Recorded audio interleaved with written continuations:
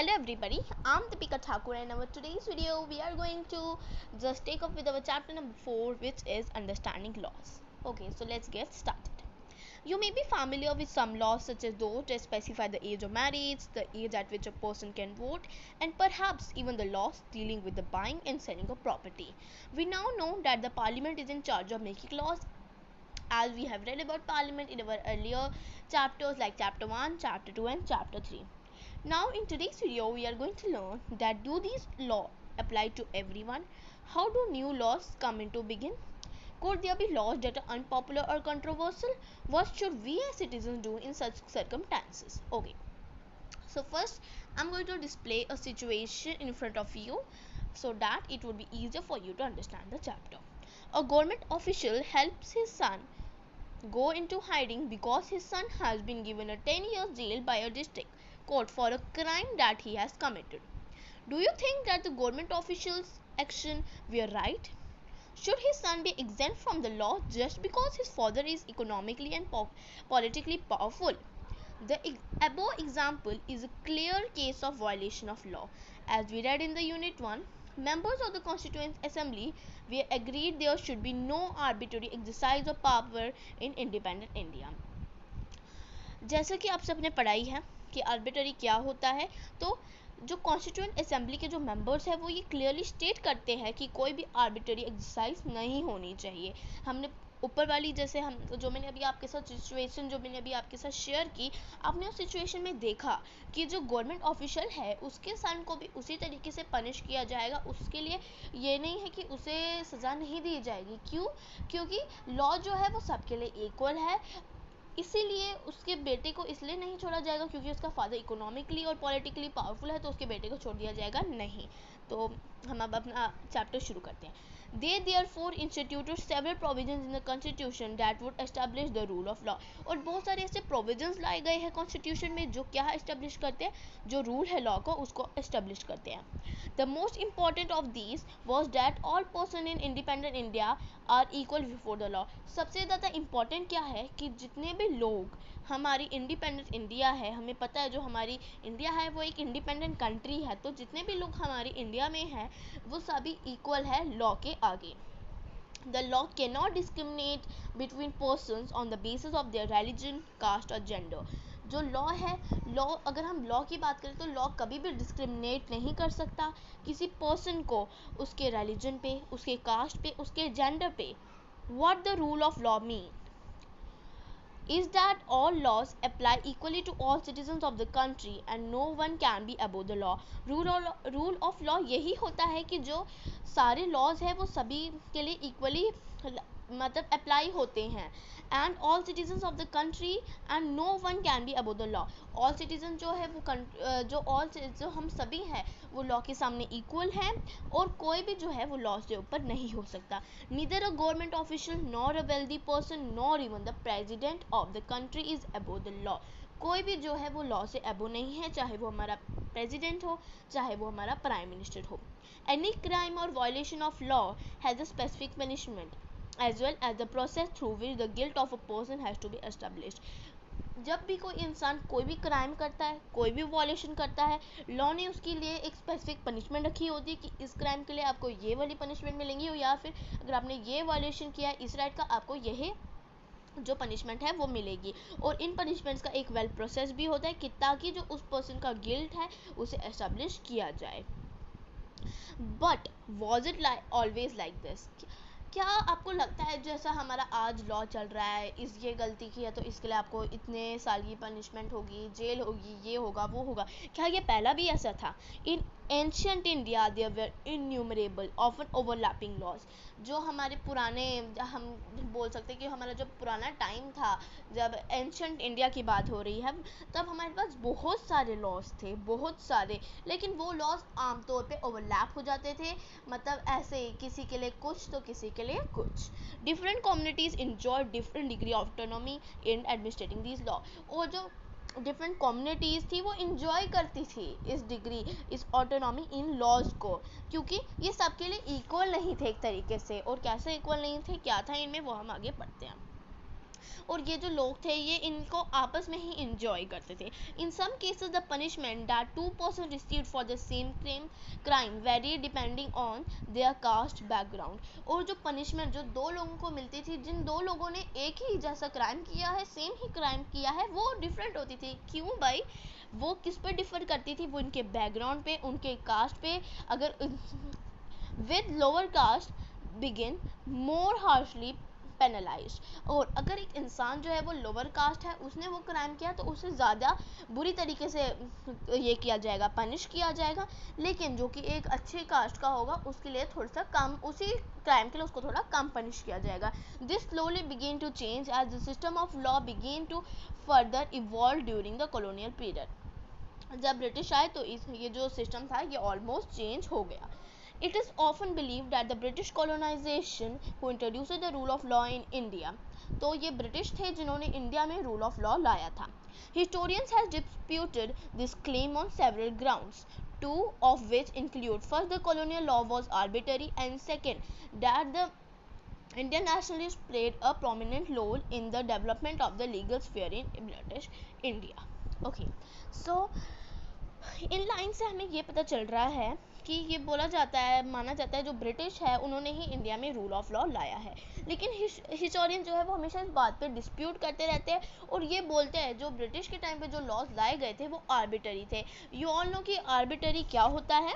Okay और अगर किसी कोई भी डाउट है इस जो हमने ये वर्ड है आर्बिटरी, आप जो आपका चैप्टर है आई थिंक चैप्टर नंबर 3 में, वेट लेट मी चेक वो कौन सा चैप्टर है जिसमें आपका आर्बिटरी जो वर्ड है वो यूज़ किया गया है. Wait a second.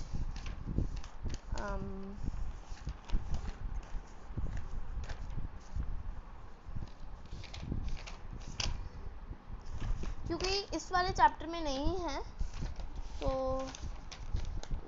पता नहीं. वेट अ सेकेंड, मैं आपको बता दी हूँ कौन से चैप्टर में है.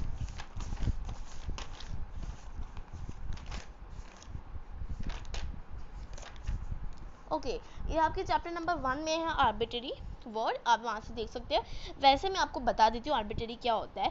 आर्बिटरी वो मतलब आर्बिटरी लॉ जैसे बात हो रही है, वो लॉ जो कि फिक्स नहीं है और किसी एक इंसान के जजमेंट पे छोड़ दिया जाए. जैसे क्योंकि यहाँ इस चैप्टर में बहुत बार ये जो आर्बिटरी वर्ड है वो यूज़ हुआ है, तो इन्होंने कहा है कि जो ब्रिटिश के टाइम पे जो वो लॉज लाए थे मतलब वो किसी मतलब वो पूरे अप्रोप्रिएट नहीं थे, थोड़े मतलब टेम्परेरी टाइप के थे, ये मतलब पूरे सही नहीं थे और किसी एक के जजमेंट पे वो छोड़ दिए जाते थे. And second that the Indian nationalist played a prominent role in the development of legal sphere in the British India. और हमारे नेशनलिस्ट ने भी बहुत अपना, उनका भी एक बहुत बड़ा रोल रहा है इसमें हमारे लॉज आने में. ठीक है तो अब हम आगे बढ़ते हैं. One example of arbitrariness that continue to exist as a part of British law is the sedition act of 1817. एक एग्जाम्पल जो आर्बिट्रेरीनेस, मैंने आपको बताया आर्बिट्रेरीनेस क्या होता है, जो कि ब्रिटिश की है जो कंटिन्यू हुई, वो एक सेडिशन एक्ट है. जो सेडिशन एक्ट 1817 का था उसमें क्या था, सेडिशन एक्ट में क्या था, जो ब्रिटिश गवर्नमेंट है वो किसी को भी अरेस्ट कर लेती थी विदाउट ड्यू ट्रायल अगर उस इंसान ने उनके खिलाफ क्रिटिसाइज किया. अगर कोई भी इंसान ब्रिटिश के खिलाफ कुछ कह देता था तो जो ब्रिटिशर्स थे वो उन्हें अरेस्ट कर लेते थे without due trial. Okay, Indian nationalists began protesting and criticizing this arbitrary use of authority by the British. They also began fighting for greater equality and wanted to change the idea. जैसा हम सब जानते हैं जो Indian nationalist थे भी वो बहुत प्रोटेस्ट करने लगे और क्रिटिसाइज करने लगे इस आर्बिट्ररी लॉज को, और वो चाहते थे कि हमें भी इक्वालिटी मिले और वो चेंज चाहते थे इन ये जो लॉ के आइडिया जो ब्रिटिशर्स ने लाए थे इनमें चेंज चाहते थे. तो यहाँ पे साइड में एक बॉक्स है, हम पहले वो पढ़ लेते हैं. Another example of British arbitrariness was the Revolt Act. So अब हम पढ़ते हैं रोवाल्ट एक्ट के बारे में. Rowlatt act allowed the British government to imprison people without due trial. Okay जो सेडिशन एक्ट है और जो रोवाल्ट एक्ट है इसमें एक सिर्फ एक डिफरेंस है कि सेडिशन एक्ट में क्या है, सेडिशन एक्ट में मेंशन किया है कि उन्हें अरेस्ट करते थे, ठीक है, लेकिन इसमें डायरेक्टली बोला गया उसमें इम्प्रिजन करते थे. हाँ मोस्ट ऑफ द टाइम्स ये सेम लगता है लेकिन इसको डिफरेंट ही माना जाता है सेडिशन एक्ट और रोवाल्ट एक्ट को. Okay the Rowlatt act allowed the British government to imprison people without due trial. तो इसमें भी यही होता था विदाउट ड्यू ट्रायल जो लोगों को अरेस्ट नहीं किया जाता था, इसमें लोगों को इम्प्रिजन किया जाता था, जेल में डाल दिया जाता था। Indian nationalist including Mahatma Gandhi were in opposition of the Rowlatt bill, और सभी हमारे इंडियन नेशनलिस्ट जैसे महात्मा गांधी वो भी इस एक्ट के खिलाफ थे, क्योंकि हम सभी इक्वालिटी चाहते थे। Despite the large number of protest, और बहुत ज़्यादा जो प्रोटेस्ट हुए, the Rowlatt act came into effect on 10 March 1990, और जो रोवाल्ट एक्ट हमारा वो 10 मार्च 1990 को आया है, लेकिन इसके खिलाफ बहुत ज़्यादा प्रोटेस्ट होया करते थे। In Punjab protesters against the act continued quite actively, and on April 10 two leaders of the movement doctor Satyapal and doctor Saifuddin Kitchlu were arrested. तो पंजाब में क्या था, पंजाब में इस एक्ट की जो प्रोटेस्टिंग है, इस पंजाब में बहुत ज़्यादा प्रोटेस्टिंग, मतलब बहुत ज़्यादा लोग प्रोटेस्ट करते थे इस एक्ट के खिलाफ। और फिर क्या किया, अप्रैल 10 को दो लीडर्स ये प्रोटेस्ट करते करते दो लीडर्स इसी मूवमेंट के, डॉक्टर सत्यपाल और डॉक्टर सैफुद्दीन किचलू को अरेस्ट कर लिया गया। टू प्रोटेस्ट दिस अरेस्ट, फिर लोगों को इस बात पे भी गुस्सा आया कि इनको क्यों अरेस्ट किया गया है, और इसी अरेस्ट को प्रोटेस्ट करने के लिए, इसी अरेस्ट के खिलाफ आवाज़ उठाने के लिए एक पब्लिक मीटिंग रखी गई 13 अप्रैल एट जलियांवाला बाग इन अमृतसर। तो हम सबको पता है जो जलियांवाला बाग है वो अमृतसर में है, और 13 अप्रैल को एक पब्लिक मीटिंग रखी गई वहाँ पे इन्हीं के लिए कि हमारे इन लीडर्स को क्यों अरेस्ट किया है। General Dyer enter the park with his troops, तो उस दिन सॉरी सो उस दिन क्या हुआ, जो जनरल डायर है वो उसने एंटर किया पार्क को अपने ट्रूप्स के साथ। दे क्लोजर द एग्जिट वाला जो जहाँ से एग्जिट जहाँ से लोग बाहर जा सकते थे वहाँ क्लोज कर दिया, और कोई भी वार्निंग नहीं दी जहाँ जो लोग वहाँ पे थे, और सीधे अपने जो उनके साथ जो ट्रूप्स थे, उनके साथ जो लोग थे, उन्हें क्या कह दिया, उन्हें कह दिया कि आप फायर करो। बहुत सारे several hundreds of people died in the gun fire and many more were wounded including womens and childrens. Hundreds of people, बहुत सारे पीपल वहाँ पे मर गए, और क्या हुआ, इवन जो वुमेन्स और चिल्ड्रंस हैं वो भी वहाँ पे बहुत सारे मर गए, और large number of people, hundreds of people वहाँ मर गए, और बहुत ज़्यादा जो थे वाउंडेड भी हो गए थे। ठीक है, एज जो मैंने आपको पेज डिस्प्ले कर रही हूँ उसमें आप पिक्चर देख सकते हैं कि किस तरीके से जो लोग हैं वो जलियांवाला बाग में भाग रहे हैं जब फायरिंग हो रही थी। ओके, सो अब हम आगे पढ़ते हैं अपना चैप्टर। तो वो वहाँ से कंटिन्यूड है, of law from a set of rules that they were forced to obey. और क्या था, जो ब्रिटिशर्स थे उन्होंने एक लॉ, मतलब एक रूल्स रखे थे, सेट ऑफ रूल्स जो उन्हें हर किसी इंसान को वहाँ ओबे करने पड़ते थे। To a law is including idea of justice, और उस लॉ में कोई भी जो आइडिया नहीं था जस्टिस का नहीं था। By the end of 19th century the Indian legal professionals also began emerging and demanded respect in the colonial courts. तो जो क्या हुआ, जो हमारे इंडियन प्रोफेशनलिस्ट है वो भी अब क्या चाहते थे, उन्हें रिस्पेक्ट मिले कोर्ट्स में। They began to use law to defend the legal rights of Indians, और वो क्या करते थे, वो लॉ यूज़ करते थे और उनके खिलाफ जाते थे ब्रिटिशर्स को, उन्हें बताते थे कि हमारा ये राइट है, हमें ये मिलना चाहिए। इंडियन जजेस also began to play a great role in making decisions. अब जो हमारे इंडियन जजेस थे वो भी एक बहुत बड़ा रोल जो है प्ले करने लगे थे। ठीक है, Therefore, there were several ways in which Indian played a major role in the evolution of rule of law.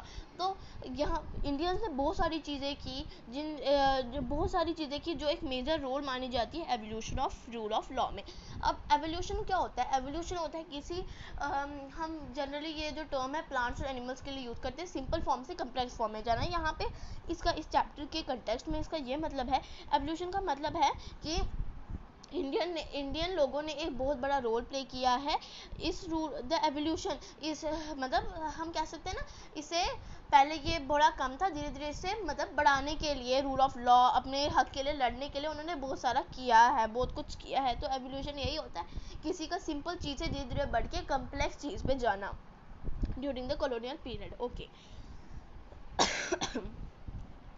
With the adoption of the Constitution, this document served as the foundation on which our representatives began making laws for the country. और अब Constitution पे हमारे जो representatives हैं वो law बनाते हैं. Every year our representatives pass several new laws as well as revise existing one.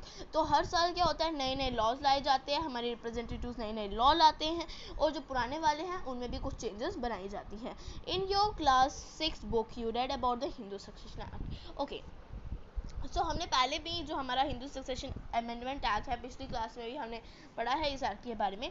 According to this new law, इस न्यू लॉ में क्या था, अब जो सन्स हैं, अब जो डॉटर्स हैं और जो मदर्स हैं, उन्हें इक्वल शेयर मिलेगा अपनी फैमिली की प्रॉपर्टी में से. Similarly new laws have been enacted to control pollution and provide employment. बहुत सारे जो नए लॉज हैं वो भी लाए गए हैं पोल्यूशन को कंट्रोल करने के लिए, एम्प्लॉयमेंट बढ़ाने के लिए. How do people come to think and propose that a new law is necessary? You will read about this in the next session. तो अब एक क्वेश्चन राइज होता है कि पीपल्स को कैसे पता चलता है ये जो नए लॉ है अभी आना ज़रूरी है. ये आप अपनी नेक्स्ट क्लास में पढ़ोगे. ओके, अब हम आगे बढ़ते हैं. How do new laws come about? The parliament has an important role in making law. There are many ways through which this takes place, and it is often different groups in the society that raise the need for a particular law. जो parliament है वो एक important role play करती है laws बनाने में. हमने बहुत सारे चैप्टर्स में पढ़ा है कि पार्लियामेंट एक बहुत ज़्यादा इम्पॉर्टेंट रोल प्ले करती है लॉ को बनाने में. There are many ways through which this takes place and, और बहुत सारे वेज हैं जिनसे ये जो लॉज है हमारे बनते हैं. And often different groups in the society that rate the need for a particular law. और डिफरेंट ग्रुप्स, डिफरेंट लोग इस एक लॉ के लिए अपनी डिमांड्स को बताते हैं कि हमें ये वाला लॉ चाहिए क्योंकि इस वजह से. An important role of parliament is to be sensitive to the problems faced by the people. एक इम्पॉर्टेंट रोल जो पार्लियामेंट का है कि उसे सेंसिटिव होना पड़ता है, उसे ध्यान रखना पड़ता है, उसे केयरफुल होना पड़ता है. पीपल जो प्रॉब्लम्स फेस कर रहे हैं उनके इंक्वायरीज को सुनना पड़ता है. Let us read the following story to understand how the issue of domestic violence was brought to the attention of the parliament and the process adopted for the issue to become law. Okay, so अब हम domestic violence के बारे में पढ़ते हैं. So first of all, what is domestic violence? Domestic violence refers to the injury और harm और threat of injury और harm caused by an adult male, usually the husband against his wife. Okay, ये तो clear है हमें. Injury may be caused by physically beating up the woman or emotionally abusing her. Okay. The Protection of Women from the Domestic Violence Act 2005 extends the understanding of the term domestic to include the women who live or have lived together in a shared household with the male member who is attempting the violence. Okay, so हमें domestic violence clear हो गया कि ये act आया है, ये एक domestic violence का एक्ट आया है जो कि है कि वुमेन को अगर कोई भी इंजरी जो है एडल्ट मेल है वो अगर प्रोवाइड करता है, जैसे चाहे वो हस्बैंड हो अपनी वाइफ के अगेंस्ट अगर उनसे कोई भी इंजरी फिजिकली मार के या फिर इमोशनली उसे अब्यूज़ करके कोई भी इंजरी देता है तो उसे हम डोमेस्टिक वायलेंस कहते हैं. तो मैं आपको एक और चीज़ बताना चाहूँगी डोमेस्टिक वायलेंस के बारे में. बहुत बार ये इम्पॉर्टेंट है basically. In December 202 the standing committee submitted its recommendations to Rajya Sabha and these were also tabled in the Lok Sabha. द committees reported accepted most of the demands of the women's group. Finally, a new bill was reintroduced in parliament in 2005. After being passed in both the houses of the parliament, it has to be sent to the president for the assent. The protection of domestic violence from the domestic violence act came into the effect in 2006. okay, so 2006 में सबसे पहले जो committee थी उसने submit किया था अपने recommendations Rajya Sabha को और फिर उसके बाद लोकसभा में भी. फिर उसके बाद the community reported accepted most of the demands of the womens group. Finally a new bill. और फिर उन्होंने बहुत सारी जो वुमेन चाहती थी वो बहुत सारी जो चीज़ें हैं वो ऐड की. फिर उसके बाद एक बिल बनाया गया 2005 में और ये जो डोमेस्टिक वायलेंस का जो एक्ट है वो इफेक्ट में 2006 में आ गया. तो अब हम आगे बढ़ते हैं.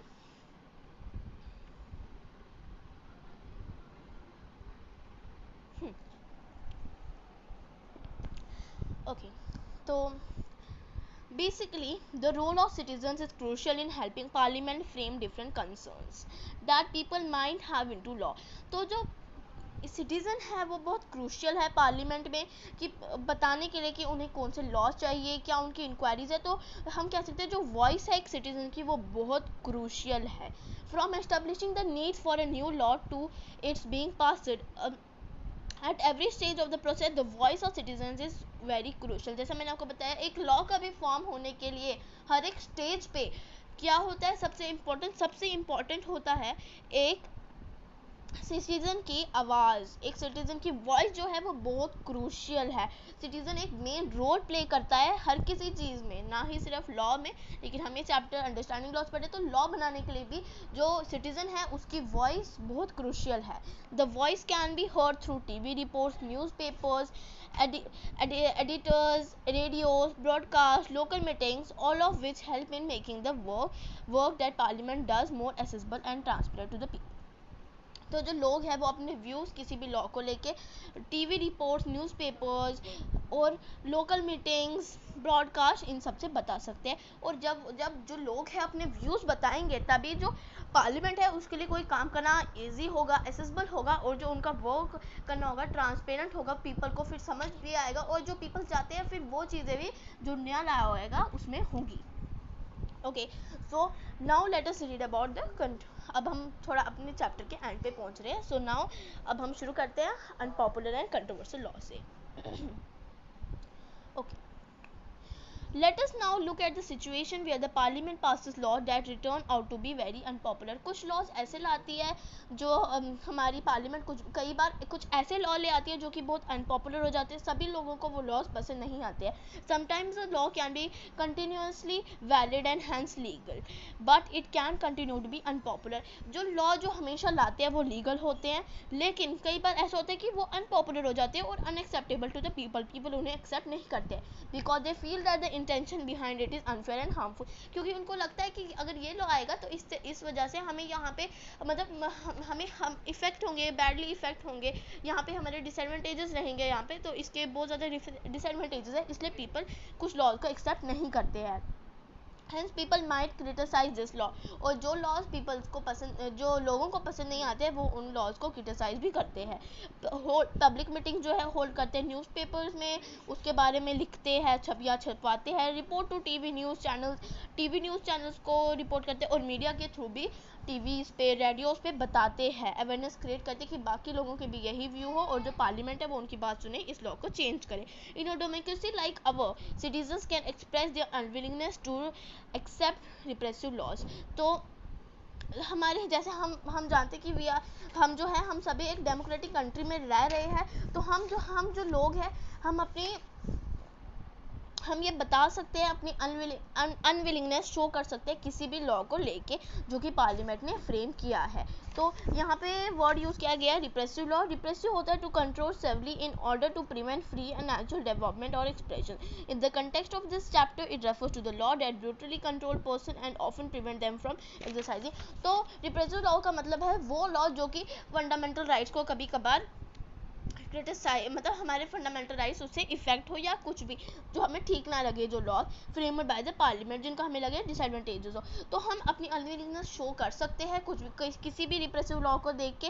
When a large number of people begin to feel that the law is wrong, the law passed has been passed wrong, then there is pressure on the parliament to change this। और जब भी फिर majority of people ये दिखाते हैं कि जो अपने लॉ मतलब ये व्यू शो करते हैं, जब मेजॉरिटी ऑफ पीपल के यही व्यू होते हैं कि जो लॉ पार्लियामेंट ने सबके सामने लाया वो लॉ ठीक नहीं है, वो चेंज होना चाहिए, तो फिर क्या होता है जब बहुत ज़्यादा लोग अपनी अनविलिंगनेस दिखाते हैं तो पार्लियामेंट पे ये प्रेशर आ जाता है कि वो इस लॉ को चेंज करे। Sorry. Okay. For example, various municipal laws on the use of the space within the municipal limits often make hawking and street vending illegal. Okay. So आपको नीचे कुछ एग्जांपल्स भी दिया, आप वो एग्जांपल्स भी अपनी बुक में पढ़ सकते हो। ओके, सो ओके, अब हम पढ़ते हैं रोज़ा पार्क के बारे में। As you read in the earlier session on the rule of law, Indian nationalists criticize arbitrary and repressive laws being कुछ ऐसे arbitrary law भी आते हैं जो ब्रिटिशर्स ने भी लाए थे। तो अब हम पढ़ते हैं। History provides us with several examples of people and communities who have struggled to end unjust laws। और हमें पता है कि हिस्ट्री हमें ये बताती है कि बहुत सारे ऐसे लॉज होते हैं जो कि ठीक नहीं होते और पीपल ने उन लॉज में सफ़र किया होता है, और वो लॉज होते हैं वो अनजस्ट होते हैं, वो जस्टिस नहीं प्रोवाइड कर रहे होते हैं। In your class 7th book you read about the Rosa Parks. An African American woman refused to give her seat on a bus to a white man on 1st December 1955। तो क्या हुआ था रोज़ा park एक African American women थी और उसने refuse कर दिया था कि वो एक वाइट को क्या अपनी सीट नहीं देगी। और ये जो इंसिडेंट था ये 1 दिसंबर 1955 को हुआ था। She was protesting the law of segregation that divided up all the public spaces including the streets between the white and the African American. Okay, तो क्या था, वो प्रोटेस्ट कर रही थी कि ये सेग्रीगेशन नहीं होनी चाहिए जो डिवाइड करता है लोगों को। पब्लिक प्लेसेस से भी अलग अलग होती है कि ये जो हॉस्पिटल है ये वाइट्स के लिए और ये अफ्रीकन अमेरिकन के लिए, ये जो स्ट्रीट है यहाँ से वाइट जाएंगे और यहाँ से अफ्रीकन अमेरिकन जाएंगे। हर refusal was a key event that make the start of the civil right movement. और जो उसने रिफ्यूज़ किया था, जो उसका रिफ्यूज़ल था, वो एक की बन गई जिससे जो ये सिविल राइट मूवमेंट है ये शुरू हुई, which led to the civil right act in 1964। और इसी सिविल राइट मूवमेंट में जब बहुत सारे लोगों ने प्रोटेस्ट किया इसके बारे में, तो फिर क्या एक एक्ट आया, civil right act in 1964, which prohibited discrimination on the basis of race, religion और national origin in the USA. और फिर इसने इस एक्ट के बाद जो एक्ट आया सिविल राइट एक्ट इन 1962, इसने बिल्कुल ख़त्म कर दिया कोई डिस्क्रिमिनेशन जो रेस पे होती थी, रिलीजन पे होती थी या नेशनल ओरिजिन पे होती है। तो इसी तरीके से हमारा चैप्टर कंप्लीट हो गया है। We have completed our chapter which is understanding laws. Thank you for watching the video.